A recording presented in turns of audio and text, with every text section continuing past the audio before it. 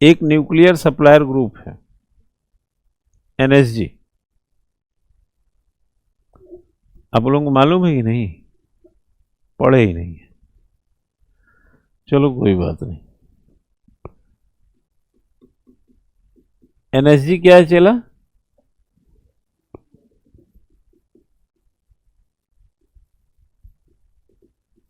ये है nuclear supplier group, ठीक है।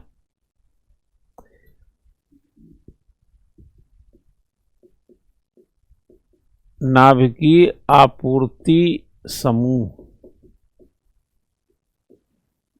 परमाणु बम बनाने के लिए नहीं, एनर्जी के लिए। कुंडनकुलम में आप क्या लगाए हैं? न्यूक्लियर प्लांट लगाए हैं। यूरेनियम चाहिए कि नहीं? तो यूरेनियम कैसे मिलेगा? टेक्नोलॉजी चाहिए, अच्छी बातें चाहिए ना, कैसे मिलेगा? इस ग्रुप में एनएसजी में 48 देश हैं, भारत नहीं है। भारत इसमें नहीं है, ठीक है। भारत क्यों नहीं है? इस ग्रुप का एक भी सदस्य, एक भी वीटो कर दे तो 49वां आ नहीं सकता। और आप जानते हैं एक देश, उसका नाम बताएं। उसका नाम है चीन। चीन नहीं चाहता कि एनएसजी में भारत शामिल हो। कौन नहीं चाहता? चीन। मैंने क्या बोला? एक देश भी अगर नहीं चाहे तो 48 के अलावा 49वां कोई बन नहीं सकता।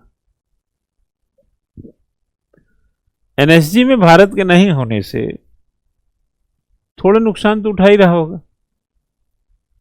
नुकसान का स्वरूप अगर देखेंगे, एक तो तकनीकी जो आदान प्रदान होता है उसमें भारत अलग थलग रहता है। न्यूक्लियर जो आपूर्ति है एनर्जी के लिए, जो कच्चा माल चाहिए जैसे यूरेनियम वगैरह, वो अपने निजी शर्तों पे ले सकता है दूसरे देशों से। एक तो है कि हमको चाहिए, हाँ दे दो। एक होता है हमारे रिलेशन के हैं, उसमें मिलेगा। समझे ना? तो भारत कुछ मामलों में न्यूक्लियर एनर्जी निर्माण के मामले में कमजोर हो सकता है भारत थोड़ा। और भारत ने यह कितनी बार भरोसा दिलाया इनको कि हमें परमाणु बम नहीं बनाना भाई, हमको न्यूक्लियर एनर्जी चाहिए। हम अरबों के देश हैं, देखते नहीं 1 अरब 40 करोड़ हैं भाई। एनटीपीसी की लिमिटेशन है, हाइड्रो पावर की लिमिटेशन है। एनर्जी हम कहां से लाएंगे? सबको बिजली कहां से देंगे? कोई 2.5 करोड़ का ऑस्ट्रेलिया थोड़ी है हम। 2.5 करोड़ का ऑस्ट्रेलिया दुनिया का 30% यूरेनियम रखता है। वैसे कजाकिस्तान चले जाए, मंगोलिया चले जाए, कनाडा चले जाए, कुछ मिडिल ईस्ट वगैरह में मिल जाते हैं यूरेनियम, लेकिन 1/3 यूरेनियम तो ऑस्ट्रेलिया के पास है। जब आपने 1998 में परमाणु परीक्षण किया तो परमाणु परीक्षण आपने किया होगा, लेकिन दहली तो पूरी दुनिया ही थी। दुनिया इतनी दहली थी कि आपके दहले को बर्दाश्त नहीं कर पाई थी। इस दहला को काटने के लिए जो दहलाया था आपने, इक्का, किंग, क्वीन सब फेंके गए। अब भारत एक टापू बन गया, सब ने काट दिया। भूटान की बात कर रहे हैं तो क्या बोल रहे हैं हम? भूटान चाहता था, भारत कहता था कि जो परमाणु अप्रसार संधि है यह पक्षपातपूर्ण है। पक्षपात कैसे? तुम तो परमाणु बम बना लो और हम दुश्मन देशों से घिरे हैं, और वो भी वो देश जो परमाणु बम बनाया हुआ है, और हमसे कहते तुम एनपीटी, सीटीपीटी पे साइन कर दे, तेरी टीटी नहीं बना देंगे? क्यों साइन करें हम? शक्ति संतुलन भी तो विदेश नीति का एक हिस्सा है राजू। तो चाइना परमाणु बम बनाए, हम झुंझुना बजाएं?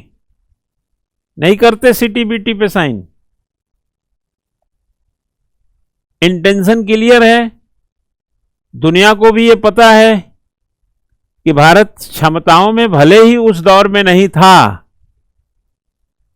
लेकिन प्रत्युत्तर दे सकता है, अपनी सुरक्षा को ध्यान में रखकर कोई कदम उठा सकता है। सन 74 मई में आपने देखा, पोखरण किया आपने,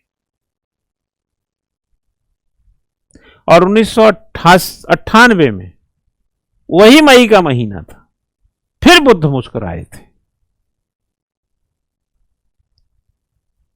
किया। प्रत्युत्तर में आप देखें वही चीज होता है ना, संतुलन ऐसे चलता है। चाइना को संतुलित करने के लिए हमने परमाणु बम बनाया।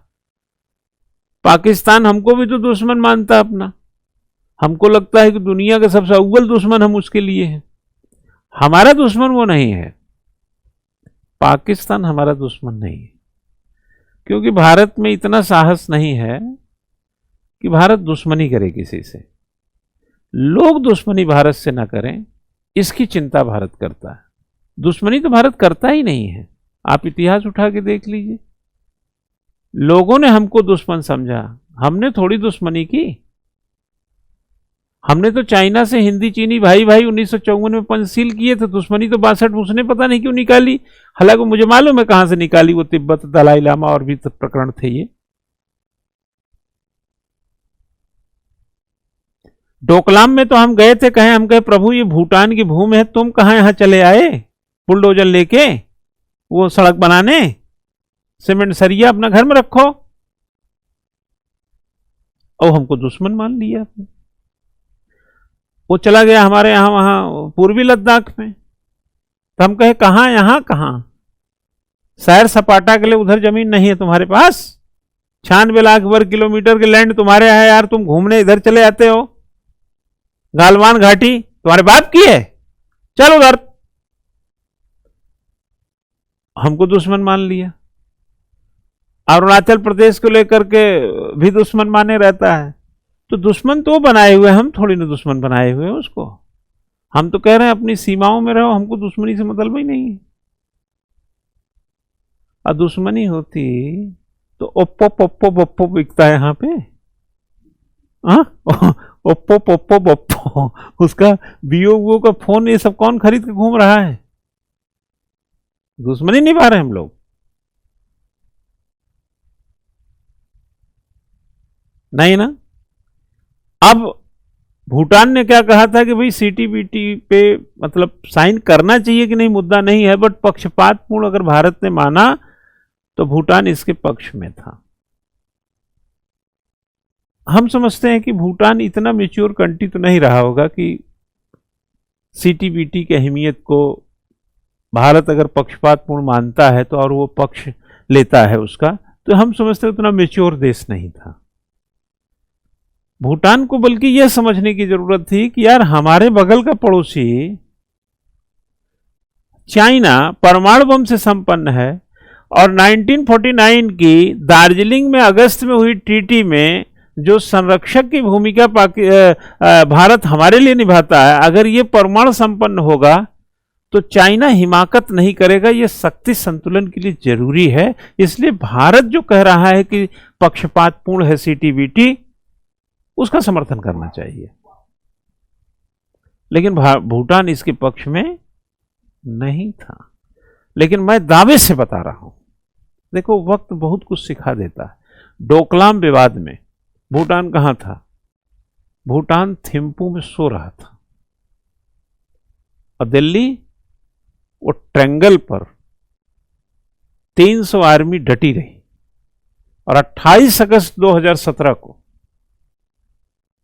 16 जून 2017 टू 28 अगस्त 2017 चीन की सेना को पीछे जाना ही पड़ा। बवाल किसने मोल लिया? भारत ने। अच्छा, बता सकते हैं भारत ने बवाल मोल लेने की हिम्मत कहां से आई होगी? क्या परमाणु बम हमारी शक्ति संतुलन का वो ताकत नहीं बना होगा? हाँ, बना होगा। और अगर हमारे पास परमाणु बम ना होता तो कहीं ना कहीं हम थोड़े कमजोर तो होते। तो सीटीबीटी पर साइन नहीं करना एक अच्छा कदम था। और आज एनएसजी पर चाइना जहां मौका पाता है करता है। आज एनएसजी पे क्या हुआ? भारत उसका सदस्य नहीं है, चाइना वीटो करता है, नहीं बबलू ये नहीं आना चाहिए। अमेरिका का बराक ओबामा एनएसजी को लेकर जैसे झंडे उठाए घूम रहे थे जब वो राष्ट्रपति थे। मोदी जी से बहुत पटती थी उनकी, बहुत तगड़ा वाला पटता था। पता नहीं अब हालचाल होता है कि नहीं, उस समय तो बहुत पटता था। एनएसजी को ले कहां, कौन नहीं बोला कि एनएसजी में होना चाहिए, बस चाइना नहीं चाहता है। और 98 के परमाणु परीक्षण के बाद भारत की तो स्थिति आप समझ रहे, टापू हो गया। हम हिंद महासागर में मालदीव बन गए थे, चारों तरफ कोई नहीं, पानी ही पानी। पुल बनाओ, नाव चलाओ, कुछ भी करो, तुम्ही को बैतरणी पार। सोड़े बाजार फाजार सब अटक गए सब। और अमेरिका किस, ऑस्ट्रेलिया किसका पिछलग्गू है? ऑस्ट्रेलिया बताओ किसका पिछलग्गू है? ऑस्ट्रेलिया यार, अमेरिका वगैरह का।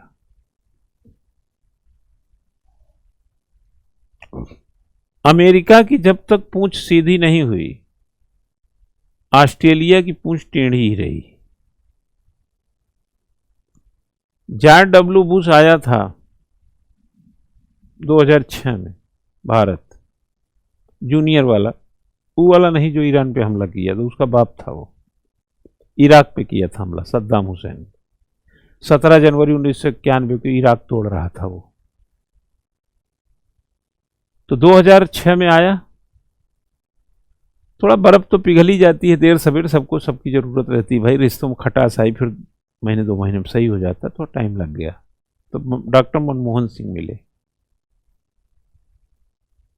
सब कुछ थोड़ा पटरी पे आने लगा था अमेरिका। लेकिन फिर भी ऑस्ट्रेलिया की पूंछ टेढ़ी रही। 2008 में मनमोहन सिंह की सरकार न्यूक्लियर डील लाई थी, मालूम है कि नहीं? पढ़ा करो, पढ़ोगे तो क्रम मिलेगा, क्रम मिलेगा तो श्रम कम रहेगा। बिना क्रम के पढ़ोगे तो श्रम बहुत लगाना पड़ता है, ठीक है? हाँ? तो क्या हुआ, ये जो एनएसजी था 2008 में मनमोहन सिंह साहब एक न्यूक्लियर डील किए, पार्लियामेंट में उसको न्यूक्लियर डील लाए। उसी समय वामपंथ की सरकार नहीं चाहती थी न्यूक्लियर डील हो और समर्थन वापस ले लिया था। 2004 में जो सरकार थी उसमें कांग्रेस सिर्फ 206 सीट जीती थी और कम्युनिस्ट पार्टियां 2 हैं, एक मार्क्सवादी है, एक सीपीआई है, एक सीपीआईएम है। मुझे जहां तक याद है 50-55 सीट इनकी थी मिला के, कुछ आर्चा पाचा करके सरकार बन गई थी। तो न्यूक्लियर डील पर ये दोनों पार्टियां हट गई, सरकार कमजोर हो गई, गिर गई। अब उसको नो कॉन्फिडेंस मोशन चाहिए, लाएंगे ही कि आपके पास बहुमत नहीं है। तो मायावती और मुलायम सिंह ने आके थाम लिया था। अपने ही गिराते हैं नशे मन पे बिजलियां, गैरों ने आकर इसे थाम लिया है। और गैर कौन थे? मुलायम सिंह यादव और मायावती, इन दोनों ने समर्थन दे के सरकार को जिंदा रखा। चलो ये तो कहानी पॉलिटिकल हो गई। ऑस्ट्रेलिया अभी भी सुधरा नहीं। मनमोहन सिंह अपना काम में लगे थे। 2009 में फिर इलेक्शन हुआ, मनमोहन सिंह फिर आ गए, क्रम फिर जारी रहा। 12-13 ऐसे चलता रहा। ऑस्ट्रेलिया के भी साथ रिश्ते जो है नरम होने लगे थे। अब भारत ऑस्ट्रेलिया के साथ रिश्ते नरम करके वही 1/3 बताया ना रखता है वो यूरेनियम। चाइना खूब खचाखच ट्रक भर भर के यूरेनियम ले जा रहा है। अरे 6% यूरेनियम मंगोलिया के पास है। कुछ चले जाओगे तो मिडिल ईस्ट में मिलेंगे, कुछ कनाडा, तो सब कहाँ ढोएंगे। हमने कहा इसी से लो, ठीक से ले, जो दे दे। अब जिसके पास आलू 2 किलो, हमको 5 किलो चाहिए, हमने चलो 1 कुंतल वाले के पास चलते हैं जिसके पास ज्यादा है। एक बार डील हो गया, जितना जरूरत है लेंगे। 2.5 करोड़ का ऑस्ट्रेलिया कितना बिजली जलाता होगा यार, उसके यहाँ तो न्यूक्लियर प्लांट ही नहीं होंगे। और जर्मनी और मनी सन 25 में न्यूक्लियर एनर्जी बना रहे, सब बंद कर दिए फुकुशिमा के बाद। देखे होंगे जब जापान में घटना हुई तो। मतलब कुछ वेस्टर्न कंट्री न्यूक्लियर एनर्जी से बाज आ रहे हैं, हम न्यूक्लियर एनर्जी ढो रहे हैं। और यह एक दिक्कत तो है।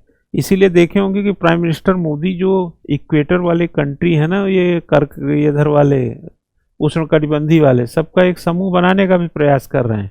और आजकल देखे होंगे बहुत जोरों से सोलर एनर्जी चल रहा है। सोलर एनर्जी का पैनल देखे होंगे घरों में लग रहा है। अगर सब लोग, थोड़ा महंगा हमको लगता है यार, थोड़ा सा कम रखना चाहिए था इसका रेट वोट। 3-4 लाख रुपया 5 किलो मेगावाट ये वो कर रहे हैं आप, तो थोड़ा लोग एकाएक नहीं लगा पाएंगे इसको। थोड़ा इसमें सब्सिडी हो या टेक्निकली कम थोड़ा सा हो, ताकि लोग इसको लगा सकें, तो सक्सेस हो जाएगा। देश में यही समस्या रहती है, कोई चीज एक्सेप्ट करना चाहे तो वित्तीय संकट उसमें पहले लोगों के सामने आ जाता है। सब्सिडी है उसके बाद भी महंगा लगता है हमको। मतलब एक कॉमन फिनोमिना में जो देश के आम लोगों की जो कंडीशन है, उसके हिसाब से हमें लगता है कि थोड़ा और सस्ता होना चाहिए। खैर, लग रहा है सही बात है, सही है। तो उसके बाद 14 में आ गए मोदी साहब। और मोदी साहब तो जो जादू की झप्पी दिया ना उसको। मोदी साहब गए 20 नवंबर 2014 को ऑस्ट्रेलिया के ब्रिस्बेन, और समिट था G20 का। G20 के उनके प्रधानमंत्रित्व काल का पहला समिट ऑस्ट्रेलिया के ब्रिस्बेन में। और उस समय कपिल देव वगैरह भी गए थे, गावस्कर भी शायद गए थे, ले गए थे। क्रिकेट कूटनीति जो भी संभव होता है सब करता आदमी, है ना।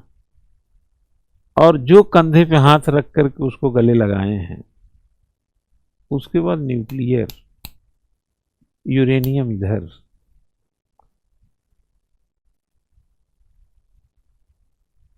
आप बता सकते हैं कि हम लोग इसको बोलते थे येलो केक पॉलिसी। हमने इस पे लेख लिखा था कि सफल हुई येलो केक पॉलिसी।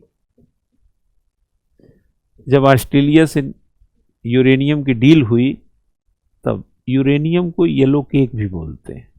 एग्जाम में आ जाएगा ना, टिक कही दी है yellow cake. Yellow cake policy जो है सफल हो गई थी।